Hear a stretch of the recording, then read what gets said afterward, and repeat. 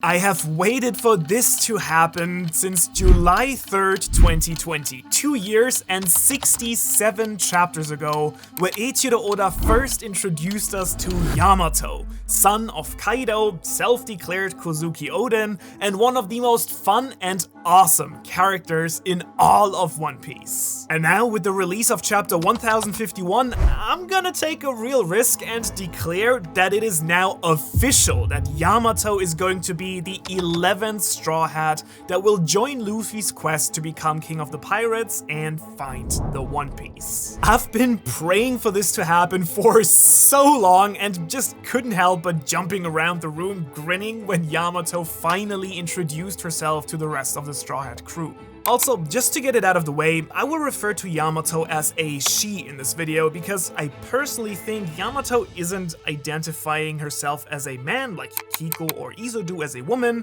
but rather she wants to be Oden for what he represented and stood for, I think. A man that gave her hope, strength, and courage in a lonely and painful childhood that she embraced as a sort of mental shield to not break under Kaido's tyranny. Being Oden for Yamato seems to be a value and personality-based thing to me. It's something that she will actually have to learn to drop as she will go and travel with the Straw Hats to accept herself and her own strength. Trying to be someone else, I think, is actually a real character flaw that Oda-sensei actively gave her that she will need to overcome, because Yamato has, as we know already, an incredibly strong will and personality of her own that is quite unique and distinct from Oden. If anything, I think her real self is a lot closer to Luffy actually, I think. And apart from Oden's ideology, I personally think she very clearly embraces her femininity, and so I will refer to her as she, at least until we get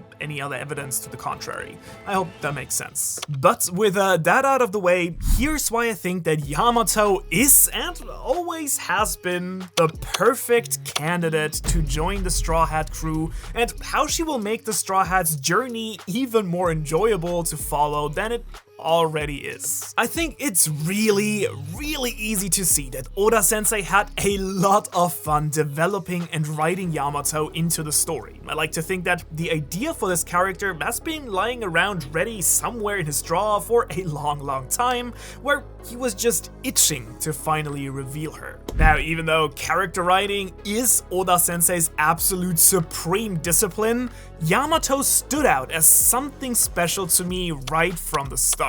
With every single chapter and every single panel she was in, we learned so much about her personality, her fears and hopes, and what she stands and fights for. Her dream is not only connected to Luffy, it literally is traveling with the Straw Hats and seeing the real world outside Wano for the very first time with her own eyes. You know how Luffy liberated every single Straw Hat that joined the crew from some sort of prison, either literal or mental? Zoro from the Navy base, Nami from Arlong, Sanji from his sense of worthlessness, Brook from his loneliness, Jinbe from freaking Impel Down, and he liberates Yamato from both her physical chains that had forced her to stay on Wano physically, but also from her father's tyrannical rule alongside with the other people of Wano. What I'm probably most excited about is the dynamic that Yamato will undoubtedly bring to the crew overall. Let me know if you feel the same way, but to me, her character brings back a ton of pre-time skip energy.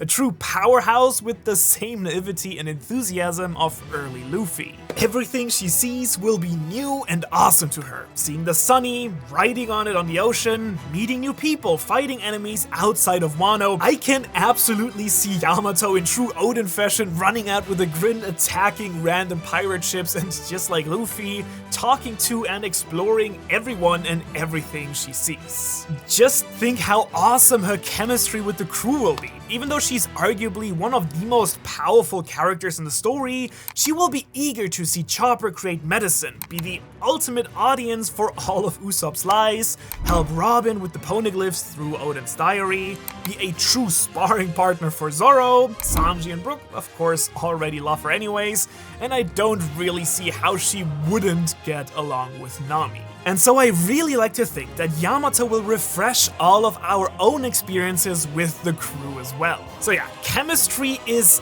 the most important factor for me personally when it comes to any new Straw Hat, but of course, power plays a real role as well. But do we even need to talk about that?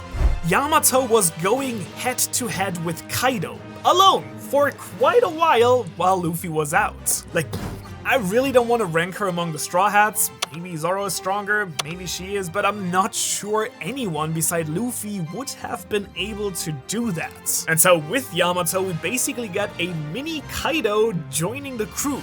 She has been trained by the Yonko, knows all his moves with his club, can use advanced Conqueror's Haki, and will be the third Zone Fruit to join the crew with her mythical Inu Ino no Mi that even gives her ice powers. I mean, mini Aokiji on top as well, I guess.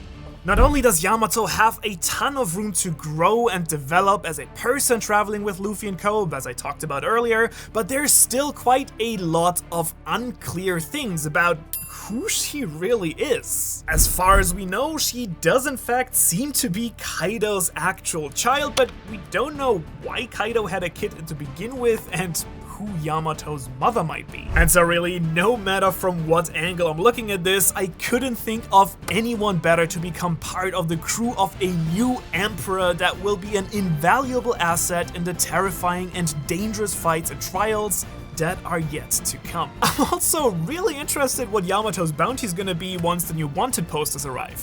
It will definitely be more than mine. My current one is 59 million, 100 berries for each of you who is subscribed. So our first priority right now as a crew together is to overtake at least this terrible man here, Treble, who despite his constantly running nose, somehow has a 99 million berry bounty on his head. So please, help me overtake him by subscribing.